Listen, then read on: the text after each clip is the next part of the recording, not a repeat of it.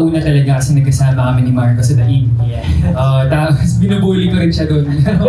Super quick lang kasi nun, parang 1-2 episodes lang. Tapos parang nagkaroon ako ng interest na parang, ay, masaya rin pala maging kontrabida. Parang okay naman pala. Tapos luckily, thank you dahil sa GMA, dahil sa Sparkle, dahil sa Public Affairs. Nagkaroon ako ng chance to explore that kind of character more ngayon dito sa Mama na maging kontrabida kasi usually ginagawa ang role. Ako yung nakakatawa, ako yung ligalig, yung mga ganun. So something na ito, very new sa akin.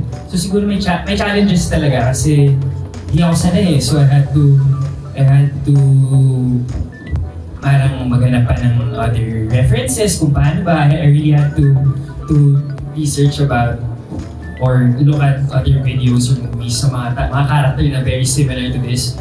So, tsaka paminsan kasi pag nasa set, lalo na pag di pa kami ma-action, minsan lumalabas yung pagka-kulit ko na di naman dapat, parang dapat very maangas lang ako eh. So yun talaga yung naging challenge ko. Pero eventually, dahil naman sa kanila, nag-readers kami dahil nga sa paraan na to, they made me feel comfortable to be bad.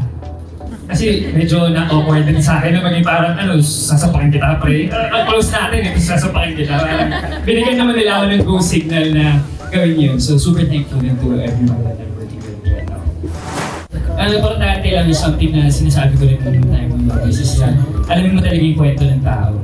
Like lahat may backstory, lahat may pinagdadaanan. So it's just important to be nice to people. So how to stop bullying, I guess, I can't give you an answer talaga to stop bullying. Pero just treat everyone with kindness kasi hindi mo alam yung pinagdadaanan ng tao. And by treating people with kindness, you're paying it forward. You're spreading positivity. And I guess that's the way to stop bullying.